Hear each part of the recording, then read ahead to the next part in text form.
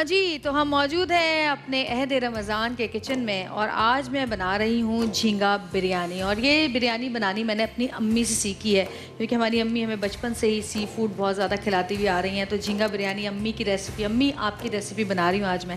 آپ بناتی ہیں گھر میں جھینگا بریانی؟ جھینگا بریانی کبھی نہیں بنائی. کبھی نہیں بنائی لیکن مچھلی کا پلاؤ ضرور بنایا. مچھلی کا ہاں جو بریانی ہے. چلیں آج آپ بھی سیکھیں گے میرے ضرور ساتھ. سیکھوں گی. اور آپ مجھے اپنا مچھلی کا پلاؤ بنانا سکھائیے گا کس طرح بنتا ہے. میں سکھاؤں گی. جی، جھینگا بریانی کے لیے ہمیں جو چیزیں چاہیے اس میں جھینگے ہیں 1 کلو، چاول 2 کپ، تلی ہوئی پیاز 1 پیالی، ٹماٹر بلینڈ کیے ہوئے 2 سے 3 عدد، لیموں کا رس آدھی پیالی، 2 سے 3 لیموں کے سلائس، اجوائن پسی ہوئی آدھی چمچی، آدھی چائے کی چمچی لہسن، 5 جوے چاپڈ کٹی ہوئی لال مرچ 1 سے 2 کھانے کے چمچے، پسی ہوئی لال مرچ 1 کھانے کا چمچہ، ہلدی 1 کھانے کا چمچہ، ہری مرچ چاپڈ 7 سے 6 عدد، کڑی پتے 10 سے 12 عدد، ہرا دھنیا پودینہ، ادرک لہسن کا پیسٹ 1 کھانے کا چمچہ، تیل حسب ضرورت. اس کے علاوہ ثابت زیرہ، بادیان پھول، دار چینی، آلو بخارا، یعنی کہ ہمارے پاس جو جس کو ہم ثابت گرم مسالہ کہتے ہیں وہ ہمیں چاہیے، اور نمک حسب ذائقہ، کلونجی 1 آدھی چائے کی چمچی. اچھا میں آپ کو بتا دوں سب سے پہلے تو کہ اس کو کس طرح بنائیں گے ہم، تاکہ پھر میں بنانا شروع کروں اور ہم پھر باقی مہمانوں کی طرف جائیں.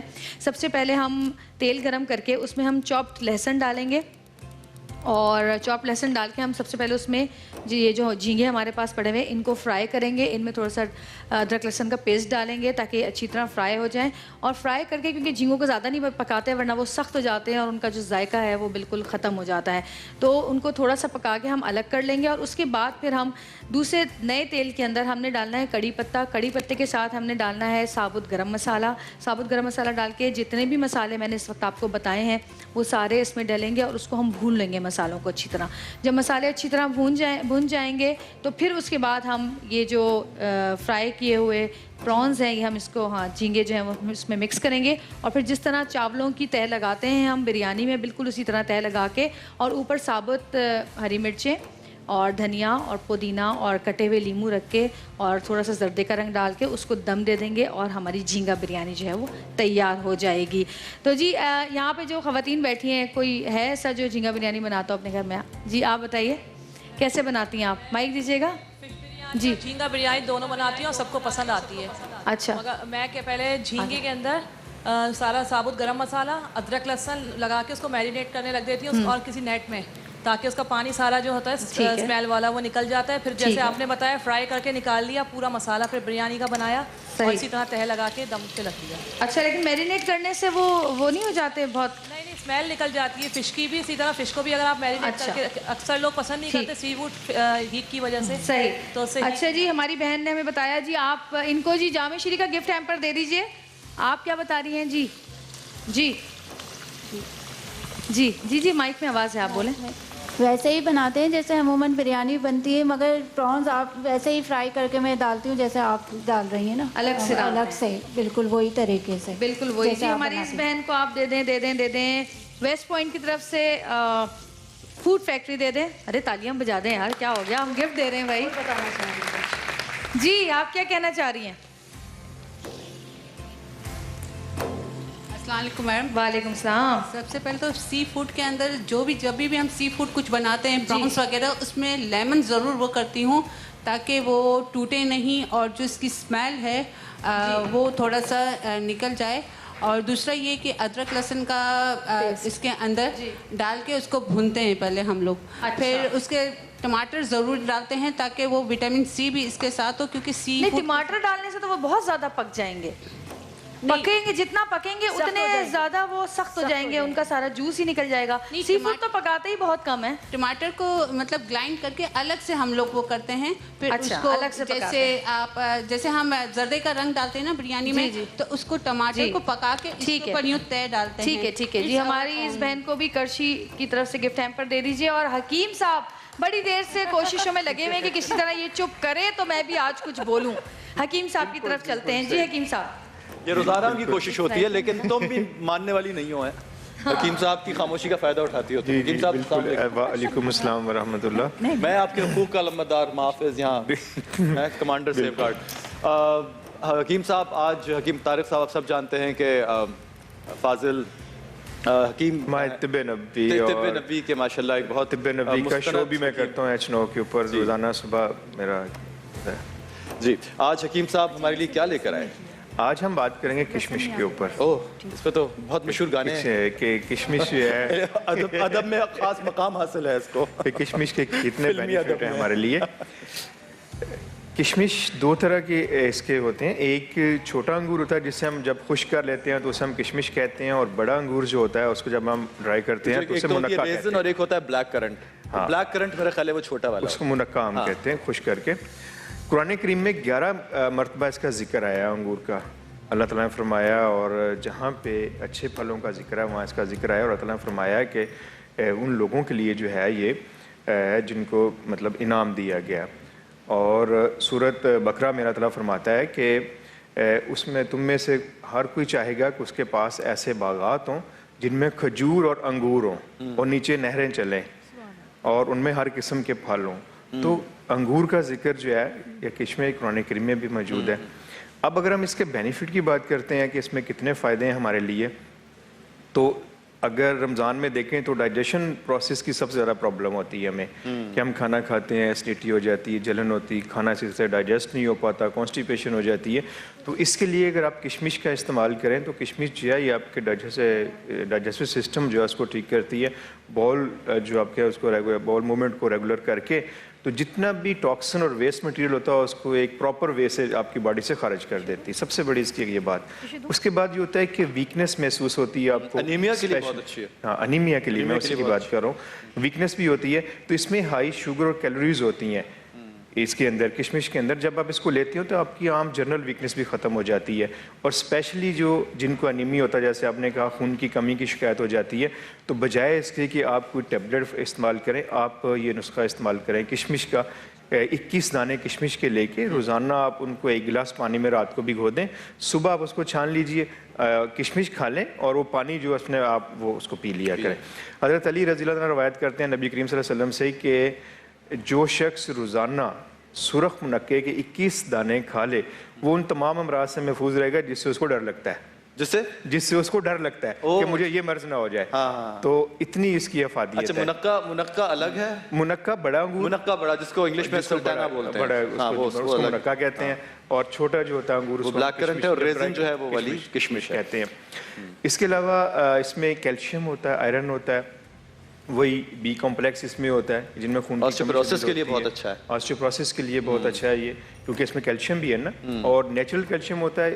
یہ جو کیلشیم ہوتا ہے نیچرل کیلشیم فوراً آپ کی ہڈیوں میں مطلب باڈی میں ابزارب. اس میں ایک ایسڈ ہوتا ہے اولینولک ایسڈ, جو کہ دانتوں کے لیے مضبوط, دانتوں کے لیے اور گمز کے لیے بھی اچھا ہوتا ہے. اور اس کے لیے پھر بچوں کے جن بچوں کا آئی کیو لیول جو بہت ویک ہوتا ہے اس کے لیے جو ہے وہ اگر بچوں کے لیے کہہ رہے ہیں استعمال کریں تو وہ بھی ان کے لیے بہت بڑی بوری کہہ رہے ہیں. اپنی بڑوں کا بھی جن کا آئی کیو کمزور ہو اور جن کو بات سمجھ میں نہیں آتی وہ کشمش زیادہ کھا رکھے ہیں. جویریہ بوری بھر بھر کے کھاؤ تم تو. اور آنکھوں کے لیے اس کے اندر بیٹا کیروٹین ہوتا ہے تو وہ آنکھوں کے لیے بہت فائدہ مند ہے. آنکھوں کے لیے بہت فائدہ مند ہے اس کو استعمال کریں تو. اور اسپیشلی ڈیورنگ پریگننسی خواتین کو خون کی کمی ہو جاتی ہے, کہ عام ہمارے ہاں یہ پایا جاتا ہے کہ جی آپ جب جاتے ہیں ڈاکٹر کے پاس جی بلڈ کی کمی ہوگی ہے, تو کشمش کو اگر آپ ریگولر استعمال کرتے رہیں تو کہیں پہ نگاہیں کہیں پہ نشانہ والا کام نہیں ہوگا. پھر جہاں پہ نگاہیں ہوں گی وہیں پہ نشانہ ہوگا کشمش. ہاں جی, نہیں سیریس بات نہیں ہے حکیم صاحب, یہ تو میں مذاق کیا تھا یار, آپ تو برا مان گیا مجھے لگ رہا. نہیں مجھے سمجھ نہیں آپ نے کہا کیا ہے. اچھا ٹھیک ہے کہاں لے گئی. تو یہ جی کشمش کے بارے میں ہم نے جانا, جس کو انگلش میں ریزن بھی کہتے ہیں, بلیک کرنٹ بھی کہتے ہیں, سلطانہ بھی کہتے ہیں, جو 3 طرح کے مختلف کشمشوں کے سائزز کے حساب سے اس کی تاثیر کا بھی فرق ہے. منقع تو ہماری والدہ ہمیشہ کہتی ہیں ماشاء اللہ ان کو یاد ہے کہ وہ طاقت کے لیے صبح منقع جو بیماروں کو کھلاتے تھے اس کے ساتھ کچھ اور چیز ملاتے ہیں. منقع کے ساتھ آپ بادام کا استعمال کر سکتے ہیں, کوئی حرج والی بات نہیں. لیکن اگر آپ صرف منقع ہی لیتے رہیں تو بھی یہ آپ کے لیے طاقت کے لیے, کیونکہ یہ ریڈ بلڈ سیل جو ہوتے ہیں آپ کو ان کی پروڈکشن میں بہت زیادہ معاون ثابت ہوتا ہے. ریڈ سیلز کو بڑھاتا ہے. ریڈ سیلز کو بڑھاتی ہے. جویریہ سنا آپ نے؟ جی بالکل سب سن رہی ہوں, اور میں کھانا بھی بنا رہی ہوں اس وقت, اور چولہا بار بار بجھے جا رہا ہے. یہ مسالہ میں بھون رہی ہوں, شرمس میں نے فرائی کر لیے ہیں, اور میں بار بار کہوں گی کہ شرم بہت زیادہ آپا کو کھانسی آنی شروع ہو گئی, آپ ادھر جا کے بیٹھ جائیے ورنہ آپ مزید کھانستی رہیں گی. تھوڑا سا یہاں پر ہاں پہلے بھی ہوا 1-2 دفعہ. دیکھیں ذرا رمضان میں جب خواتین اکیلی کھانا پکا رہی ہوتی تو کیا حال ہوتا ہے ان کا. اور جی اگر افطار کی بات کرتے ہیں ہم کہ جب ہم افطار بناتے ہیں تو کچھ لوگ گھر میں کھانا بھی بناتے ہیں افطار میں, کچھ لوگ افطاری کے ساتھ کھانا بھی رکھتے ہیں, کچھ لوگ نہیں بھی رکھتے ہیں. اور اگر افطاری میں جامع شیریں نہ ہو تو پھر کھانے کا مزہ ہی بیکار ہے. تو جی جامع شیریں لے آئیں جو کہ ہے 100% خالص گلاب اور سندر کے ارکیات سے تیار کردہ جامع شیریں. اور جامع شیریں کے ساتھ ساتھ اگر ہم ہاں جی لے آئیے, جامع شیریں کے ساتھ ساتھ اگر ہم سکرال کا بھی گھر میں اپنا استعمال رکھیں تو بہت سارے ہمارے ایسے مسائل ہیں جن میں جو ڈائبٹیز جن لوگوں کو ہے یا جو اپنا ڈائٹ کانشیس ہیں وہ اگر سکرال کا استعمال کریں تو سکرال ان کو ایک ہیلتھ. ہاں جی تو بریانی دم پہ چڑھی ہوئی ہے کیونکہ ہم نے جو ہے چاول پہلے سے بوائل کر کے رکھ لیے تھے تاکہ یہاں پر ٹائم کم ہونے کی وجہ سے ہم یہ سب نہیں کر پاتے اور اس میں دم لگ رہا ہے. اور ایسے ہی جب ہم بریانیاں اور اس ٹائپ کے جب کھانے بناتے ہیں تو اکثر ہماری پتیلیاں جو ہیں وہ نیچے سے کبھی جل جاتی ہیں, کبھی کھرچن رہ جاتی ہے, کبھی چکنائی زیادہ ہوتی ہے. تو اس کے لیے استعمال کریں لیمن میکس بار جو کہ پاکستان کا نمبر 1 ڈش واشنگ بار ہے, جس میں شامل ہے 1000 لیموں کی طوفانی تیزی جو کہ جلدی جمی چکنائی کھرچن کا خاتمہ کرے اور آپ کا کام جو ہے وہ جلدی ختم کرے, اتنی جلدی کہ آپ اپنے گھر والوں کو ٹائم دے سکیں. تو جی لے آئیں گھر میں لیمن میکس اور بنائیں اپنی زندگی کو آسان. اور جی یہ تقریباً دم جو ہے وہ لگ چکا ہے کیونکہ اس سے زیادہ ہم رکھ نہیں سکتے, ہمارے پاس اور ٹائم بھی نہیں ہے. اور رائتا ہم نے پہلے سے کیا ہو گیا مکرو, ہو گیا مکرو روزہ.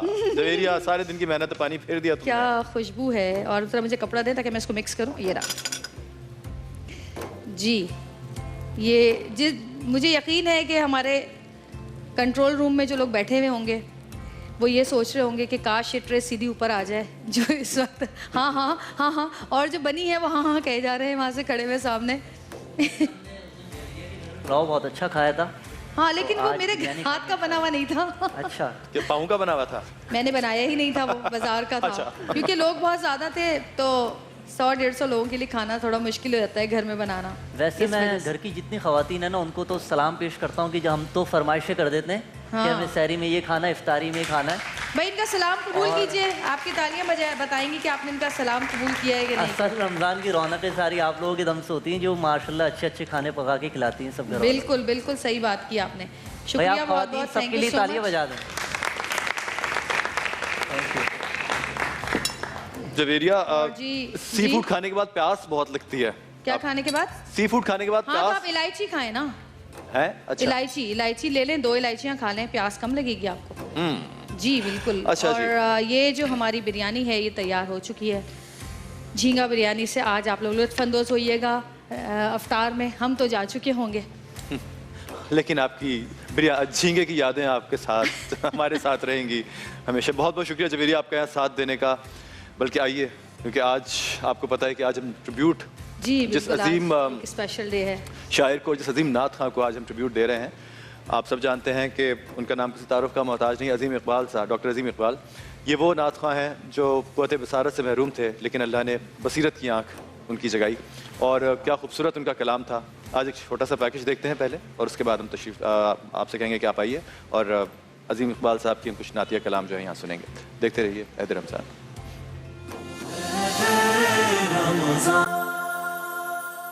فاصلوں کو تکلف ہے ہم. دنیا نعت میں شاید ہی کوئی ایسا شخص ہو جو اس کلام سے واقف نہ ہو. یہ شہرہ آفاق کلام غزل سے نعت گوئی کی دنیا میں قدم رکھنے والے عالم اسلام کے معروف نعت گو جناب سید اقبال عظیم کا ہے. سید اقبال عظیم 8 جولائی سن 1913 کو میرٹھ میں پیدا ہوئے. ان کا تعلق ایسے خانوادے سے ہے جو تہذیب و ادب سے مربوط اور متعارف ہے. ان کے دادا سید فضل عظیم، نانا ادیب میرٹھی، والد سید مقبول عظیم اور بھائی وقار عظیم کا کردار ادب و شاعری، تنقید اور تحقیق کے حوالے سے نمایاں ہے. تمام اصناف سخن پر دسترس رکھنے والے اقبال عظیم نے ہجرت کے وقت مشرقی پاکستان آ کر درس و تدریس کے شعبے سے وابستگی اختیار کی. ویسے تو اقبال عظیم کی ساری زندگی جہد مسلسل سے عبارت ہے، لیکن 1960 کے بعد کا زمانہ آفت و آلام کا زمانہ ہے. شریک حیات کا انتقال، بتدریج ضائع ہونے والی بینائی کا معذوری چشم میں بدل جانا، نامساعد حالات کی وجہ سے اپنے ہی ملک میں دوہری ہجرت اختیار کرنا، اور پھر فالج کے سبب ترنم جیسی صلاحیت کو کھو دینا آسان نہ تھا۔ لیکن اقبال عظیم نے ان مصائب کا مقابلہ صبر اور شکر گزاری کے ساتھ کیا۔ الفاظ میں خلوص اور آواز میں آنسوؤں کی نمی لیے اقبال عظیم نے جب نعت کہنی شروع کی تو نعت کے ہی ہو کر رہ گئے۔ ان کے نعتیہ کلام میں درد مندی، تڑپ اور آن حضرت سے گہری عقیدت نظر آتی ہے، جسے وہ اپنے سحر آگہی ترنم سے جلا بخشتے رہے۔ اقبال عظیم نے اپنی نعت کے ذریعے حضور اکرم سے جس قلبی اور روحانی وابستگی کا اظہار کیا، وہ ان کی ظاہری و باطنی شخصیت کا حصہ بھی رہی۔ وہ نہایت شفیق، ہمدرد اور سادگی کا پیکر تھے۔ ان کے یہاں عجز، انکساری، وقت کی پابندی، جذبہ ایثار اور وزاداری نمایاں ہے۔ اقبال عظیم ایسے عاشق رسول تھے جن کی بصارت کھو گئی تھی لیکن بصیرت موجود تھی۔ وہ دید کی روشنی سے محروم ضرور ہوئے لیکن باطن کی آنکھ سے انوار نبی کے جلووں سے سرفراز ہوتے رہے۔ وہ بصارت کی محرومی پر قانے اور اس کو اپنی شناخت جانتے تھے، اور یہی بات ان کے کلام میں جا بجا نظر آتی ہے۔ اور خوشبو سے معطر کرنے والے نعت گو شاعر در مصطفیٰ کے گداگر سید اقبال عظیم کو اپنی عقیدتوں کا خراج پیش کر رہے ہیں۔ سفر کی ضرورت نہیں ہے۔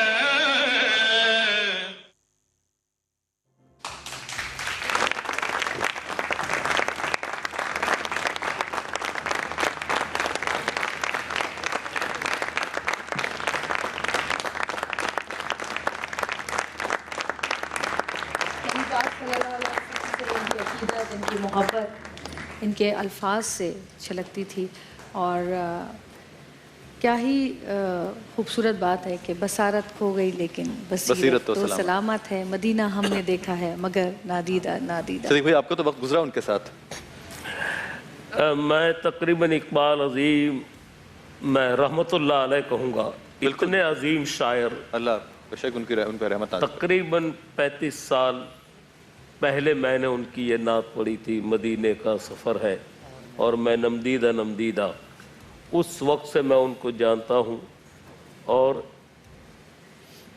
ایک جب میری ملاقات ہوئی اس وقت ان کو اب بھی کچھ نظر آتا تھا۔ اچھا، یہ پیدائشی جو تھی؟ نہیں، یہ بعد میں جب بصارت کم ہوتی گئی نا، ان کے جذبات بڑھتے گئے۔ لیکن مدینے کی زیارت انہوں نے اپنی بینائی کے دنوں میں نہیں کی ہے۔ لیکن وہ فرماتے ہیں نا، اقبال اپنی چشم بصیرت سے کام لو، اقبال اپنی چشم بصیرت سے کام لو، یہ کیا ضرور کہ آنکھ سے روزہ دکھائی دے۔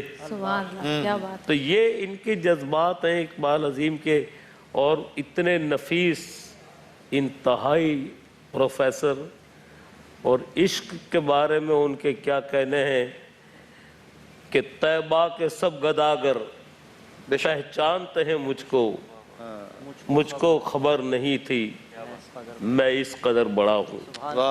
کیا بات ہے یہ ان کے۔ دیکھیں آپ، کوئی ایسا نعت خواں جس نے اقبال عظیم کا کلام نہ پڑھا ہو۔ بہت خوبصورت کلام کہنے والے اقبال عظیم۔ شعیب عبیر بھی ہمارے ساتھ موجود ہیں۔ شعیب، آپ کیا کہنا چاہیں گے؟ اقبال عظیم صاحب سے میری ملاقات ان کے آخری دور میں ہوئی، انتقال سے کچھ عرصہ قبل ان سے میری ملاقات رہی۔ وہ ایک بڑے مضبوط اعصاب کے مالک تھے اور بڑے حوصلہ مند شخصیت تھے اقبال عظیم صاحب۔ اور میں ان کے بارے میں کیا کہوں کہ ان کی اگر نعتیں آپ اٹھا کر دیکھ لیں تو اس میں عز و انکساری کے ساتھ ہر نعت میں ایک ادب کا پہلو ہے۔ یعنی اگر ان کی شاعری اٹھائیں، کوئی بھی شاعری، بے تاب نگاہی بھی یہاں بے ادبی ہے، تو ہر نعت میں ان کے جو ہے وہ ادب کا پہلو شامل ہے، اور بڑے مؤدب انداز سے نعت خوانی کیا کرتے تھے۔ تو انتقال سے قبل ان کی آخری نعت شریف کہ جس کے اشعار میں آپ کے سامنے بیان کرتا ہوں کہ اقبال عظیم صاحب نے جو آخری نعت کہی زندگی کی، اس کے بعد انہوں نے نہ شعر کوئی کہہ پائے اور نہ کوئی نعت کہی، وہ بستر مرگ پر ہی تھے اس دوران۔ تو تجزیہ نگار کہتے ہیں یہ وہ نعت شریف ہے جس کو سننے کے بعد لگتا ہے کہ اقبال عظیم صاحب ظاہری آنکھوں سے مدینے کو دیکھ رہے ہیں. ظہور کرتی ہے جس دم سحر مدینے میں، آذانیں دیتے ہیں دیوار و در مدینے میں. مدینہ پاک کا موسم بہشت کا موسم، مدینہ پاک کا موسم مدینہ پاک کا موسم بہشت کا موسم، درود پڑتا ہے ایک ایک شجر مدینہ میں. اور دیکھیں ان کی زندگی کا آخری مقطع، یعنی اس کے بعد ان کو کوئی مہلت نہیں ملی شعر کہنے کی اور نہ کوئی نعت کہی. لیکن اس میں دیکھیے غور طلب ہے کہ اسی امید پہ جاری ہے اب سفر اقبال، اسی امید پہ جاری ہے اب سفر اقبال کہ ہو خدا کرے ختم سفر مدینے میں. اور چند گھنٹوں کے بعد ان کا انتقال ہوا. کمال. بہت ہی بڑے لوگ ہوتے ہیں جن کے آخری لمحات میں ان کے لب پہ نام نبی صلی اللہ علیہ وآلہ وسلم ہو. ہمارے ساتھ منظور علی صابری صاحب بھی ہیں، لیکن ان سے بھی ہم بات کریں گے ایک چھوٹی سی بریک کے بعد. آپ واپس آئیے، دیکھتے رہیے عہد رمضان، اور پھر اس کے بعد ہم اقبال عظیم صاحب کی کچھ نعتیہ کلام آپ کو سنائیں گے.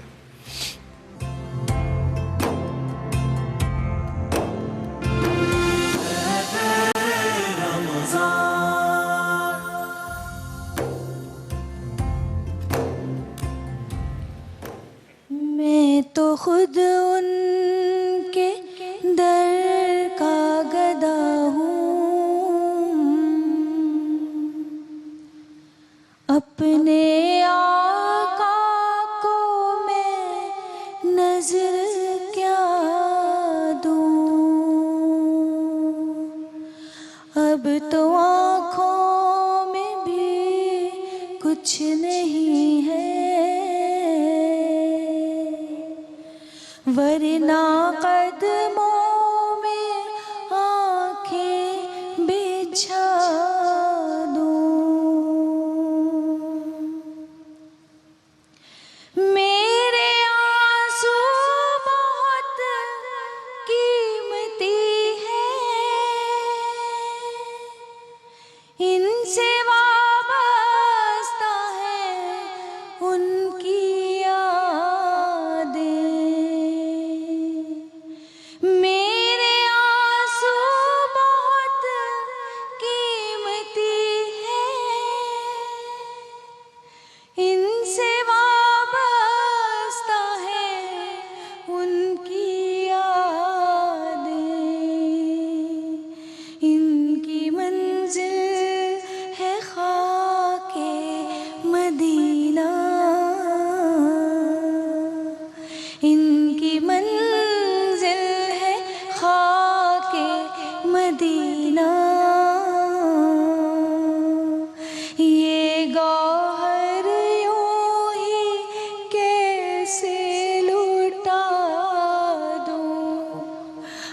تو آنکھوں میں بھی کچھ نہیں ہے.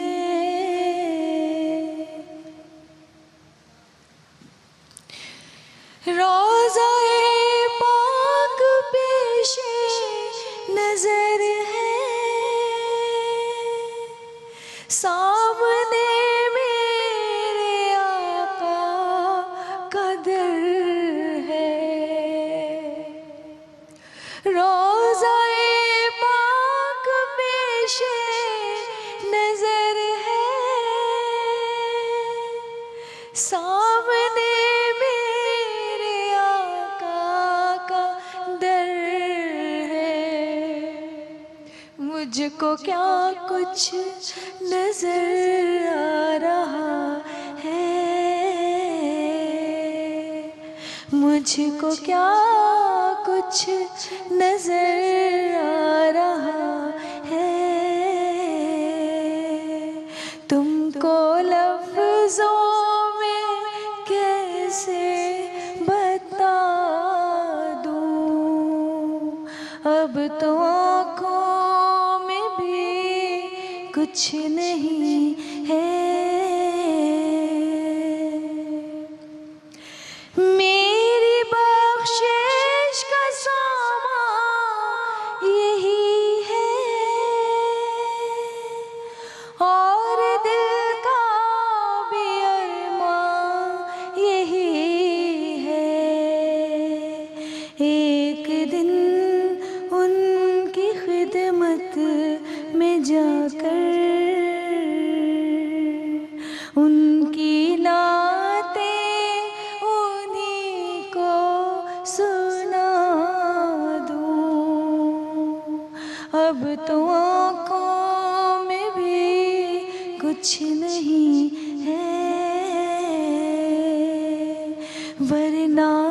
قدموں میں آنکھیں بچھا دوں.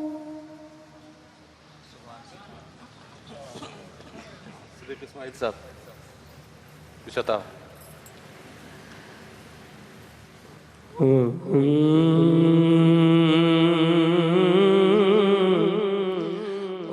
میں لب کشا نہیں ہوں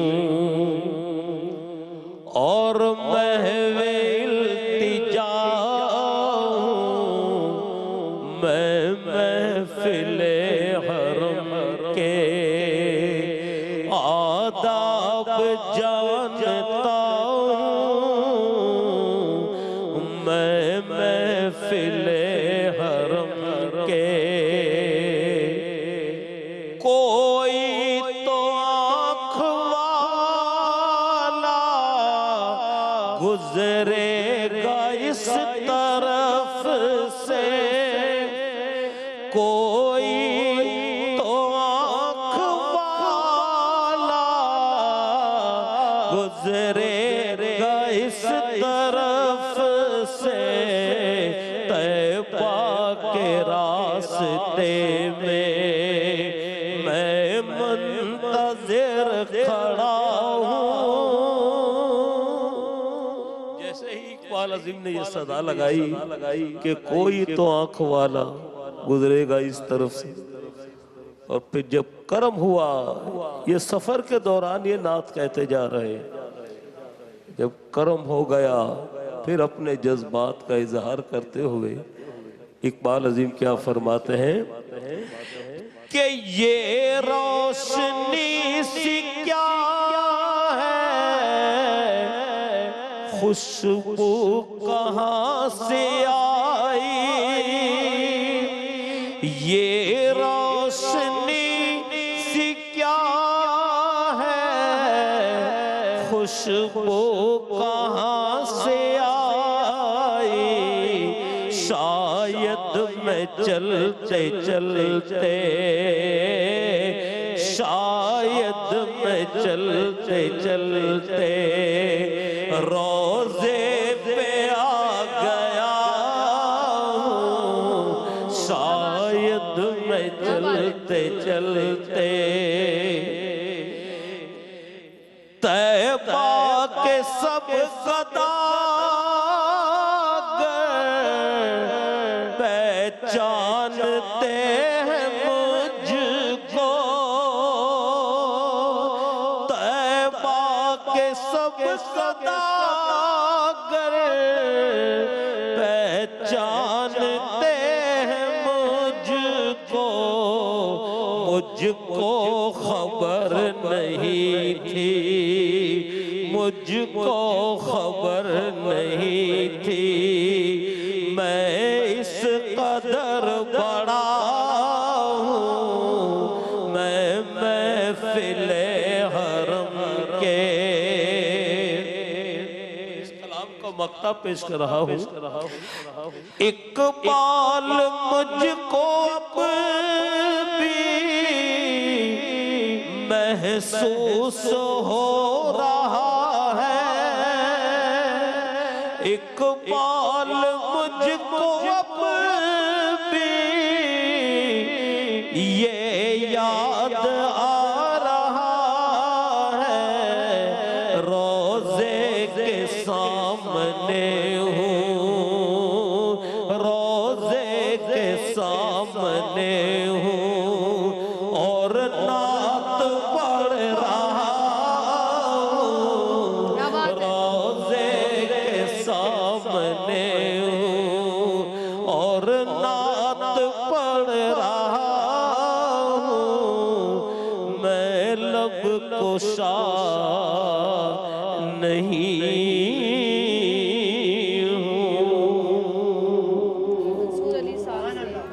منصور علی صاحب ہمارے ساتھ یہاں موجود ہیں. کیا خبر کیا سزا مجھ کو ملتی، میرے آقا نے عزت بچا لی. کیا خبر خبر کیا سزا مجھ کو ملتی، میرے آقا نے عزت بچا لی، پردیسیاں میری مجھ سے لے کر کالی کملی میں اپنی چھپا لی، پردیسیاں میری مجھ سے لے کر کالی کملی میں اپنی چھپا لی، میری عمر روا بس ٹھہر جا،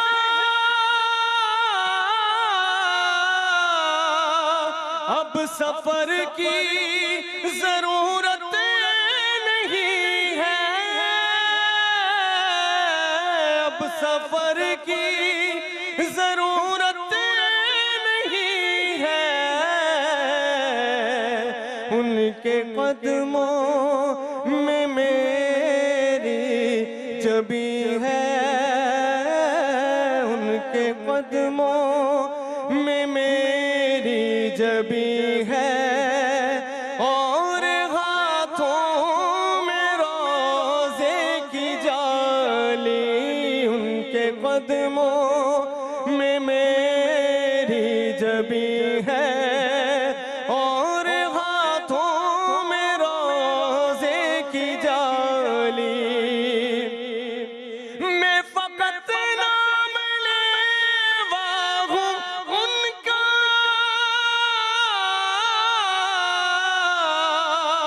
ان کی توصیف میں کیا کروں گا، ان کی توصیف میں کیا کروں گا، میں نہ اقبال خسرو نہ سعدی، میں نہ اقبال خسرو نہ سعدی، میں نہ قدسی نہ جامی نہ غالی، پردیسیاں میری مجھ سے لے کر کالی کملی میں اپنی چھپا لی۔ سورت آپ نے پڑھا اور بس ایسا لگ رہا تھا کہ آپ کی آواز جو ہے نا ہمیں سنتے ہیں۔ منصور صاحب کہاں چھپے ہوئے تھے آپ؟ کہاں تھے آپ؟ آخر میں ملے ہیں ہمیں۔ ماشاءاللہ بہت ہی خوبصورت پڑھا، جویریہ مجھ سے ہی کہہ رہی تھی کہ بس آنکھیں بند کریں اور بس آپ کی آواز سنتے رہیں۔ بالکل بالکل، دل چاہ رہا تھا آپ پڑھتے رہیں اور ہم سنتے رہیں۔ بہت خوبصورت، بہت بہت شکریہ۔ اور جی آج جیسا کہ صدیق بھائی آج جا رہے ہیں ماشاءاللہ سے، کل تو یہ مدینے کی فضاؤں میں ہوں گے انشاءاللہ تعالیٰ۔ صدیق بھائی بہت شکریہ، آپ نے ہمارا عہد رمضان میں اس طرح ساتھ دیا، ہر سال آپ ہمارے ساتھ ہوتے ہیں، اور اللہ پاک آپ کو خیریت سے پہنچائے اور خیریت سے واپس لے کر آئے۔ ہمارے پاس کچھ چھوٹے چھوٹے ناچیز تحفے ہیں آپ کے لیے، جس میں ہمارے پاس سکرال کی طرف سے موبائل فون ہے، ویسٹ پوائنٹ کا چاپر ہے، معاذ جی کا گفٹ ہیمپر ہے، جے ڈاٹ کی طرف سے گفٹ ہیمپر ہے، ٹور ڈی کیئر ٹریول کی طرف سے گفٹ ہیمپر ہے آپ کے لیے، یہ آپ کے ساتھ جائے گے۔ اور میرا آپا آپ کے لیے بھی ہمارے پاس یہ چھوٹے چھوٹے سے تحفے موجود ہیں، ویسٹ پوائنٹ کا چاپر ہے، معاذ جی کا گفٹ ہیمپر، جے ڈاٹ کا گفٹ ہیمپر، ریجنٹ پلازا کے یہ واؤچرز ہیں آپ کے لیے افطار کے، اور Tour de care travel gift کی طرف سے گفٹ ہیمپر ہے۔ بہت شکریہ، افطار میں ملاقات ہوتی ہے آپ سے ریجنٹ پلازا میں۔ جی ہماری عہد اس کے ساتھ میں بھی اپنے جذبات کو، کیونکہ آج میرا آپ دونوں تو میرے بچے ہیں جی، بہت شکریہ۔ جس طرح سے آپ نے ماشاءاللہ ہمارے بنی صاحب، علی امام صاحب، جتنا بھی ہم داخل ہوتے ہیں اسٹوڈیو کے اندر تک، جتنا بھی اسٹاف، آڈیو ویڈیو کیمرہ مین، سب کا میں دل کی گہرائیوں سے شکریہ ادا کرتا ہوں۔ بہت شکریہ، اللہ ان سب کو جزائے خیر عطا فرمائے، اللہ بہت خوش رکھے۔ جی جی، آپ کا کچھ بہت شکریہ ادا کرنا چاہتی ہوں ایکسپریس کا، آپ کا، عمران آپ کا، جویریہ آپ کا، اور بنی بھائی کا، اور جو امام صاحب، آج میری ملاقات آج ان کے ساتھ فرسٹ ٹائم ہوئی، تو یہاں آ کے اس طرح فیلنگس رہی ہیں کہ میں اپنی فیملی میں آئی، بیکاز باہر سے لے کے اندر تک جو عزت اور جو احترام مجھے ملا، آپ سب کو جو میں دیکھتی رہی کہ وہ ہر جگہ پہ اس طرح نہیں ہوتا, بہت کم نظر آتا ہے, اور اللہ پاک آپ کو بہت کامیابیاں عطا فرمائیں. آپ اسی عزت احترام کے بڑی قابل بات یہ ہے, ورنہ چینل پہ بیٹھنے سے, بہت زیادہ دیر بیٹھنے سے ذرا اکتاہٹ ہوتی ہے, لیکن یہاں ایک فیملی ماحول اور جس محبت کا اظہار انہوں نے کیا ہے, اللہ ان لوگوں کو خوش رکھے, سب کو حرمین طیبین کی حاضری نصیب بہت شکریہ. اور فرمائے. عہد رمضان کی ٹیم کے لیے تالیاں ایک دفعہ ہو جائے, اور ان تالیوں کی بوچھاڑ میں ہم ایک بریک لیں گے. دیکھتے رہیے گا عہد رمضان.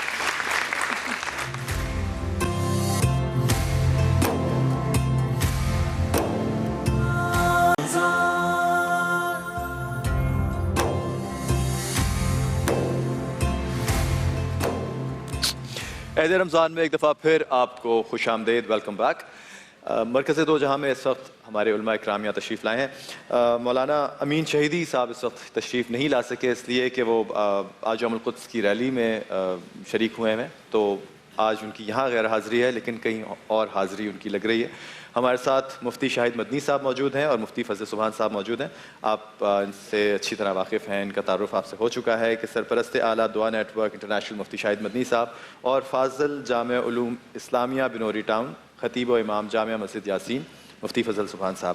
آج جیسا کہ پروگرام کے آغاز میں ہم نے آپ کو بتایا تھا کہ آج کا دن ایک اور بہت اہم واقعے کی طرف نشاندہی کرتا ہے, یاد دلاتا ہے بیت المقدس کی بے حرمتی کا وہ وقت, اور آج ہم سارے مسلمان ساری دنیا میں یوم یکجہتی فلسطین منا رہے ہیں.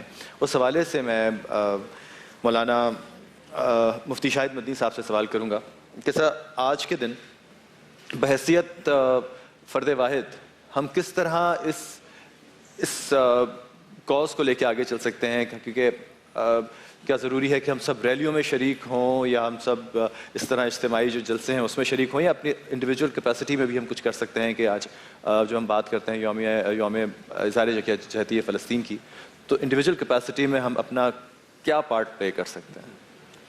بسم اللہ الرحمن الرحیم. دیکھیں, بیت المقدس ہمارا قبلہ اول ہے, اور نبی کریم علیہ افضل الصلاۃ والتسلیم کی چاہت پر بیت المقدس سے قبلہ بیت اللہ بنا, جس کا ذکر قرآن میں ہے, قد نرا تقلب وجہک فی السماء. اگرچہ قبلہ تحویل ہوا, یعنی بیت المقدس سے بیت اللہ ہوا, لیکن اس کا یہ مطلب نہیں ہے کہ بیت المقدس کی عظمت ختم ہو گئی. جس طرح بیت المقدس کی پہلے عظمت تھی اسی طرح آج بھی ہے, اور انشاءاللہ الجلیل قیامت تک رہے گی. جہاں تک آپ کا یہ کہنا ہے کہ ہم اپنا کردار کس طرح ادا کر سکتے ہیں, تو سب سے پہلے ہمیں یہ سمجھنا ہوگا کہ بینگ اے مسلم ہمارا درد مشترک ہے. جب تک ہم اپنے درد کو مشترک نہیں سمجھیں گے تب تک ہم بٹے رہیں گے, اور جب تک ہم بٹے رہیں گے تو باطل طاقتیں ہمیں دباتی رہیں گی. اس حوالے سے نبی کریم علیہ افضل الصلاۃ والتسلیم کی حدیث مبارکہ ہے, آپ فرماتے ہیں, تر المؤمنین فی تراحمہم و توادہم کمثل الجسد, کہ تو دیکھے گا تمام ایمان والوں کو آپس کے پیار اور آپس کی محبت میں ایک جسم کی طرح. پھر نبی کریم صلی اللہ علیہ وسلم نے اس کو مزید واضح فرمایا کہ ان اشتکا عینہ اشتکا راسہ, ان اشتکا راسہ اشتکا کلہ, کہ اگر جسم میں آنکھ میں درد ہو تو اس کے درد کی شکایت سر بھی کرتا ہے. سر یہ نہیں کہتا کہ یہ آنکھ کا مسئلہ ہے, وہ جانے. ان اشتکا راسہ, اگر سر میں درد ہو تو اشتکا کلہ, کل بدن اس کی شکایت کرتا ہے اور اس کی تکلیف کو محسوس کرتا ہے. شارحین حدیث اس حدیث کے تحت لکھتے ہیں کہ جسم کے اعضاء کی بناوٹ مختلف ہے, ہاتھ کی بناوٹ اور ہے, پاؤں کی بناوٹ اور ہے, سر کی بناوٹ اور ہے, لیکن درد ایک ہے. اسی طرح پوری روئے زمین پر بسنے والے مسلمانوں کی زبانیں مختلف ہیں, ان کی بناوٹیں مختلف ہیں, ان کے رہن سہن کے انداز مختلف ہیں, لیکن ان کا درد ایک ہونا چاہیے, ایک جسم کی طرح ہیں. تو اگر آج فلسطین پر کوئی بم گرتا ہے, اس کے نتیجے میں اموات ہوتی ہیں, تو ہمیں اسے اپنے لیے اس طرح محسوس کرنا چاہیے گویا کہ یہ حادثہ میری فیملی کے ساتھ ہوا ہے. اور اگر ہم یہ نہیں کریں گے تو جس طرح آج ان کے ساتھ ہو رہا ہے انفرادی طور پر, تو کل ہمارے ساتھ ہوگا. آج آپ کے سامنے شام کے واقعات موجود ہیں, یمن کے واقعات موجود ہیں, وہاں پر جن لوگوں پر بم گرائے گئے ہیں, جو لوگ بے گھر ہوئے ہیں, جن کے بچوں کا انتقال ہوا ہے, ان کا کیا قصور تھا؟ بس یہ کہ وہ انفرادی طور پر وہاں پر موجود تھے اور ایک جزوی طور پر جب بٹے تو وہاں پر حملہ ہو گیا. تو گویا کہ یوم القدس کا پیغام یہ ہے کہ ہم ان کے درد کو اپنا درد محسوس کریں, ان کی تکلیف کو اپنی تکلیف محسوس کریں, اور انفرادی طور پر ہر مسلمان فیس بک کے ذریعے, واٹس ایپ کے ذریعے, جہاں جہاں سوشل میڈیا پہ موجود ہے, یہ پیغام دے باطل طاقتوں کو, اور واضح الفاظ میں کہوں تو اسرائیل کو کہ قدس ہمارا ہے. اگرچہ ہم پاکستان میں موجود ہیں, سعودی عربیہ میں موجود ہیں, کسی بھی ملک کے خطے میں موجود ہیں, قدس بیت المقدس ہمارا ہے اور ہم اس سے کسی بھی صورت میں دستبردار نہیں ہوں گے. جی مفتی فضل سبحان صاحب آپ سے میں سوال کروں گا کہ جس طرح پاکستان نے جس طرح اسرائیل کا بائیکاٹ کیا ہوا ہے, ڈپلومیٹک اپنی ہماری ساری ٹرمز اسرائیل کے ساتھ ختم ہے, اس طرح کیا ایسا نہیں بنتا کہ تمام امت مسلمہ اگر اسرائیل کا اس چیز پر پروٹیسٹ کرے تو کتنا آپ اسٹرانگلی اس کو کنڈیم کر سکتے ہیں, اور اس کی اکنامکس پہ اس کو نقصان پہنچ سکتا ہے, اس کی ڈپلومیٹک جتنے بھی ٹرمز ہیں, ٹائز ہیں, وہ سارے خراب ہو سکتے ہیں.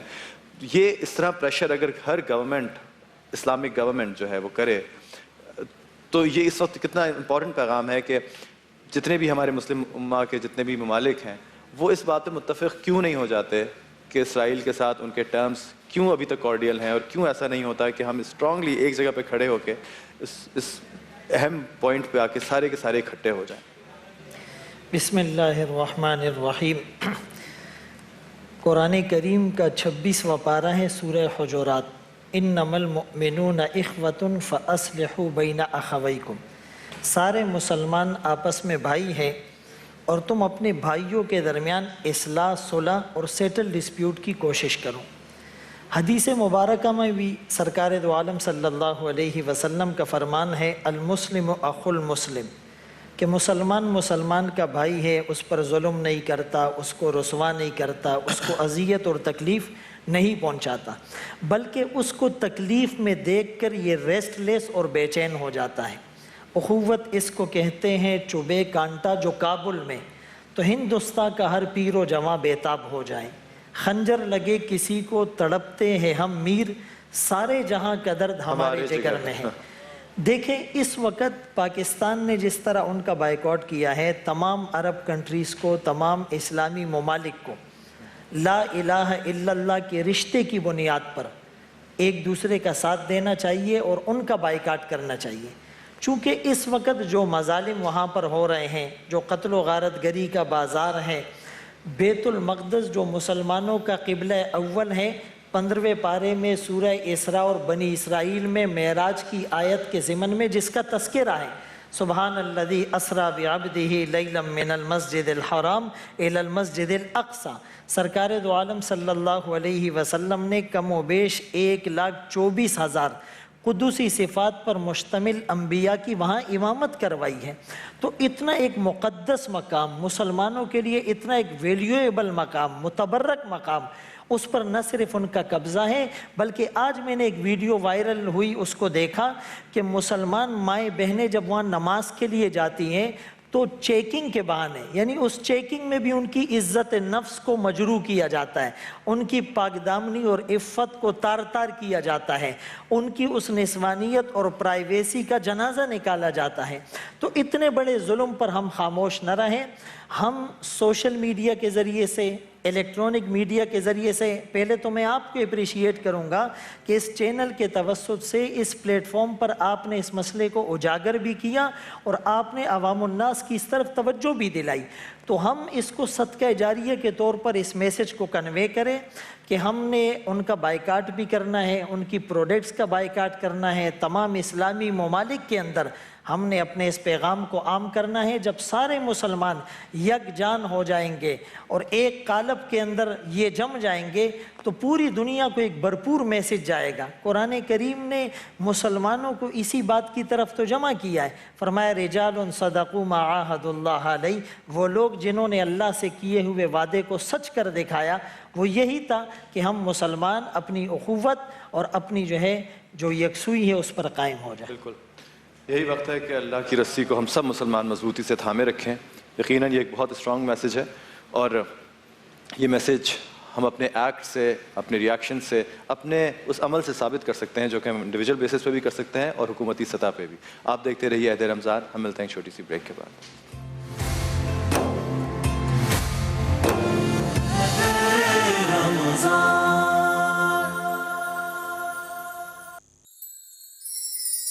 پاکستان کے مختلف شہروں میں آج افطار کے اوقات.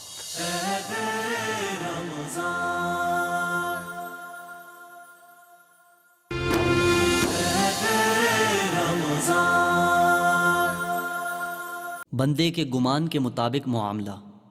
اللہ کے رسول صلی اللہ علیہ وآلہ وسلم نے ارشاد فرمایا کہ بے شک اللہ تعالیٰ فرماتا ہے کہ میں اپنے بندوں کے ساتھ ان کے گمان کے مطابق معاملہ کرتا ہوں. جب وہ مجھے یاد کرتا ہے تو میں اس کے ساتھ ہوتا ہوں، اور اگر وہ مجھے تنہائی میں یاد کرتا ہے تو میں بھی اسے تنہائی میں یاد کرتا ہوں، اور اگر وہ مجھے کسی مجلس میں یاد کرتا ہے تو میں اسے ایسی جماعت میں یاد کرتا ہوں جو ان سے بہتر ہے. جو شخص مجھ سے ایک ہاتھ قریب ہوتا ہے میں اس سے 2 ہاتھ قریب ہوتا ہوں، اور اگر وہ میری طرف چل کر آتا ہے تو میں اس کی طرف لپک کر آتا ہوں.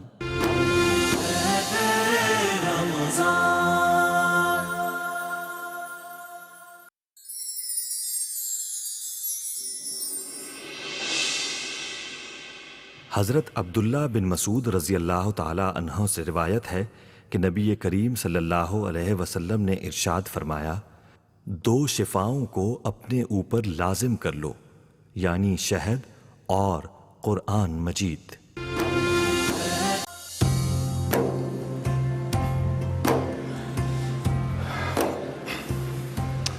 ایک دفعہ پھر آپ کو خوش آمدید عہد رمضان کی اس ٹرانسمیشن میں. اب وہ وقت ہوا چاہتا ہے جب پاکستان کے مختلف شہروں میں افطار کا وقت کہیں ہو چکا ہے، کہیں ہونے والا ہے. کراچی میں تقریباً سب سے آخر میں افطار کا وقت ہوتا ہے. ہمارے سارے بہنیں بھائی وہاں جو موجود ہیں، یہاں جو موجود ہیں، سب افطار کا انتظار کر رہے ہیں. کاشف کے ساتھ ایک عدد صاحب ہیں جو کہ ڈیٹول کے کاؤنٹر پہ ہیں، اور ڈیٹول کا آپ کو ہمیشہ یہی پیغام ہوتا ہے کہ اپنے آپ کو جراثیم سے محفوظ رکھنے کے لیے ڈیٹول کی کوئی بھی پروڈکٹ استعمال کریں. خاص طور پر کھانا کھانے سے پہلے اپنے ہاتھ ضرور صاف کیجیے. گرینو کا یہاں کاؤنٹر ہے جہاں کے ایک ہمارے بھائی ہیں. کیا نام ہے آپ کا بھائی جان؟ سنیل. بہت بہت شکریہ آپ کا. سنیل ہمیں روزانہ فریش گرینو کا جوس دیتے ہیں. آج کے دور میں فریش جوس بہت ریئر ہوتا ہے، اور گرینو کراچی میں ایک بہت بڑی چین ہے جو کہ آپ کو فریش جوس پرووائڈ کرتی ہے. یہاں ہمارے ساتھ بہت سارے، آج تو میلہ لگا ہوا ہے، بہت سارے بچے ہیں، اور یہ سارے کے سارے بچے کولگیٹ کے مہمان ہیں، ایکسپریس کے مہمان ہیں، اور ایکٹیو فوڈ کے مہمان ہیں. یہ سارے بچے روزہ کشائی کے لیے یہاں آئے ہیں. کچھ بچوں کا پہلا روزہ ہے، اور کچھ کے چہرے سے لگ رہا ہے کہ یہ تھوڑے پہلے بھی روزے رکھ چکے ہیں. کون؟ میں ابھی دیکھ کے بتاتا ہوں کہ سب سے پہلا آپ کا پہلا روزہ ہوگا. آج پہلا روزہ رکھا ہے بیٹا؟ کیا نام ہے؟ حسن. پہلا روزہ ہے؟ دوسرا روزہ ہے. زبردست. حسن کے لیے بہت ساری تالیاں بھائی. آپ کا نام کیا ہے؟ محمد عماس. ہاں، محمد عماس. مومل امان. محمد حماس. محمد عماس. اچھا یار، یہ تو حماس. حماس تو بڑا پیارا نام ہے. پہلی دفعہ سن رہا ہوں میں. حماس تو ایک علاقے کا نام بھی ہے. آپ کا نام کا مطلب کیا ہے؟ کچھ پتا ہے؟ اتنی شرماہٹ، اتنی شرم. آپ کا پہلا روزہ نہیں؟ سارے روزے رکھے. ارے یار، اس کے لیے تو اسپیشل تالیاں ہونی چاہیے. اشمال حیدر ہیں، حسان ہیں، حماس ہیں، ہانیہ ہیں، امن ہیں، امارہ ہیں، فاریہ ہیں، حذیفہ ہیں اور مریم ہیں. یہ سارے بچے جو ہیں یہ روزے دار بچے ہیں. بہت سے بغیر روزے دار بڑوں سے یہ روزے دار بچے بہت بہتر ہیں. کتنی چھوٹی سی عمر میں انہوں نے اتنی گرمی میں کراچی کی روزے رکھے ہیں، اور آپ نے تو سارے روزے رکھ لیے. اب تو رمضان ختم ہونے والا ہے. بہت بہت مبارک ہو آپ کو. ان سب بچوں کو کولگیٹ کی طرف سے سرٹیفکیٹ آف اپریسیشن ہے، کیونکہ یہ بچے سارے اپنی انر اسٹرینتھ کی وجہ سے، آج اگر یہ بچے بیمار ہوتے تو یہ روزہ نہیں رکھ پاتے، لیکن یہ بیمار اس لیے نہیں ہیں کہ یہ کولگیٹ سے برش کرتے ہیں. پاکستان میں دانتوں کو برش کرنے والے لوگوں کی شرح بہت کم ہے، کیونکہ یہاں اویئرنیس نہیں ہے. لیکن دن میں 2 دفعہ دانتوں کو برش کرنا چاہیے کولگیٹ سے، جن کا maximum cutie protection tooth paste جو ہے وہ آپ کو جراثیم سے بھی محفوظ رکھتا ہے، آپ کی پوری باڈی کو، کیونکہ اکثر جراثیم آپ کے منہ سے جاتے ہیں آپ کے جسم کے اندر، اور پلاک سے اور جو ٹوتھ ڈکے ہوتا ہے اس سے پریونٹ کرتا ہے. کولگیٹ کا یہ پیغام ہے. اور آپ کے لیے ایکٹیو فوڈ کی طرف سے ایکٹیو ان سب بچوں کے لیے ایک ایسا پاؤڈر ہے جو کہ ملک شیک بنا دیتا ہے. 2 چمچے اگر دودھ میں ڈالیں تو بہت ہی ہیلدی ایک آپ کو ملتا ہے ڈرنک جس میں منرلز, پروٹینز, کاربوہائیڈریٹس اور یہ ساری چیزیں موجود ہوتی ہیں. تو یہ سارے بچے آج اپنے روزے میں ایکٹیو فوڈ کا ایکٹیو استعمال کریں گے اور دانتوں کو برش کریں گے. پرومس؟ پکی بات؟ پکی بات. کیا نام ہے آپ کا؟ فارحہ. فارحہ. کیا ایج ہے آپ کی؟ 11. کیسے جا رہے ہیں روزے؟ سارے رکھیں. سارے رکھیں. آئندہ سال اگلے سال رکھو گی؟ ہاں. پچھلے سال رکھے تھے؟ ہاں. کب سے رکھ رہی ہو؟ پچھلے سال میں نے 2-3 چھوڑے تھے لیکن اس بار میں نے سارے رکھے. سارے رکھے ہیں. زبردست یار. آپ ارے آپ کے مجھے لگ رہا ہے کہ دانتوں کے ساتھ کوئی جو ہے نا وہ چوری شوری ہو گئی ہے. کون لے کے چلا گیا دانت؟ مجھے پتا. تمہیں نہیں پتا؟ چلو جب آئیں گے تو پتہ چل جائے گا.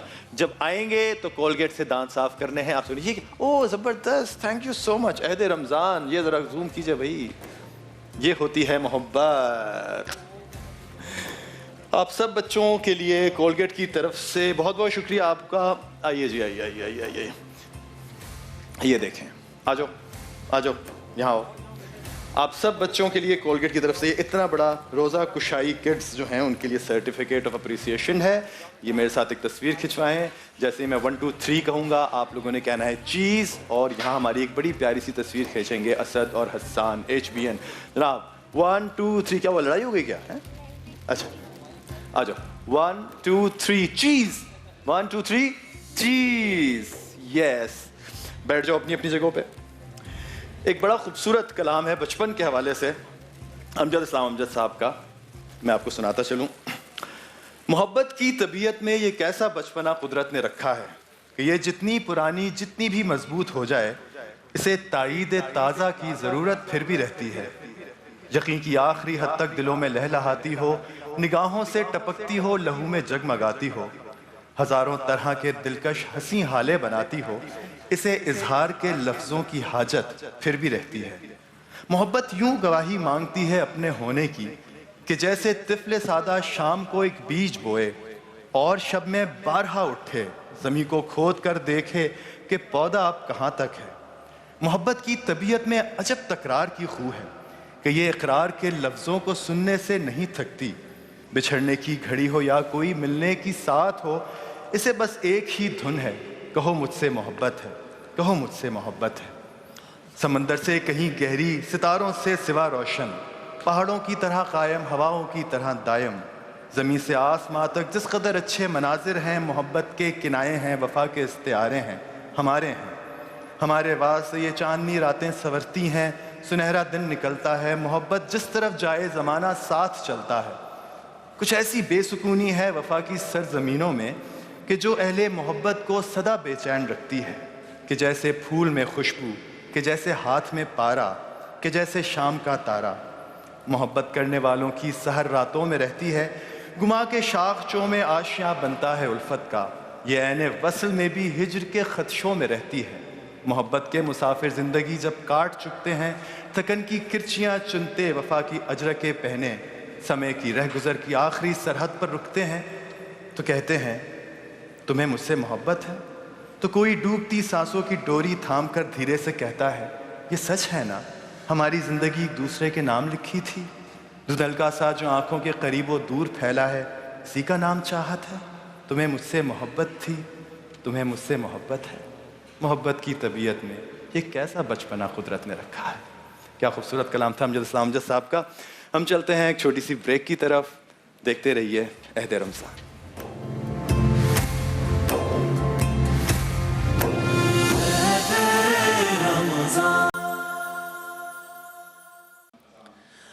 اللہ اکبر اللہ اکبر اللہ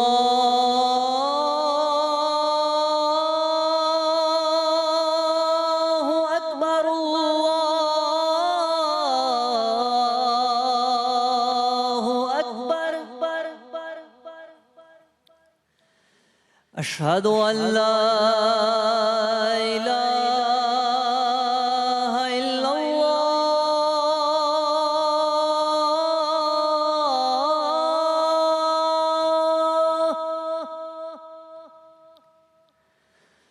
أشهد أن لا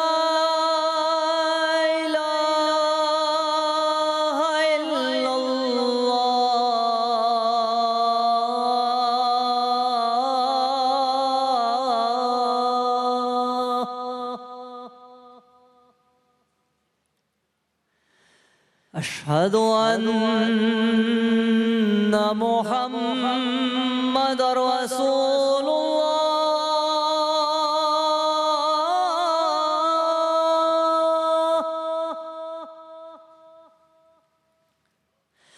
أشهد أن محمد رسول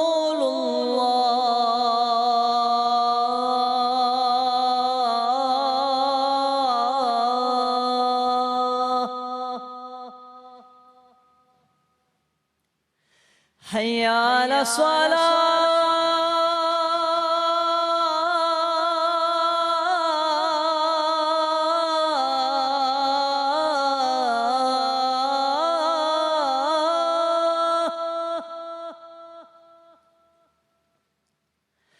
حي على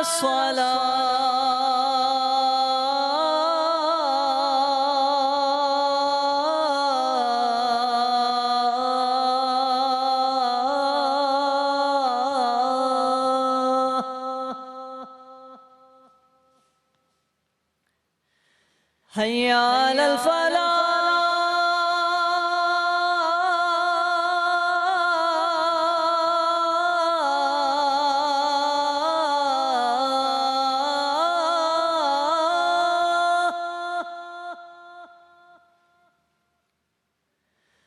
حي على الفلاح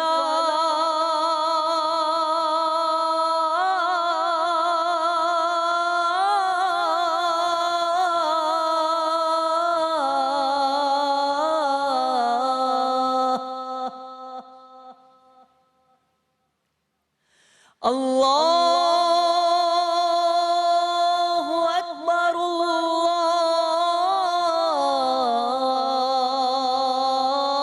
الله أكبر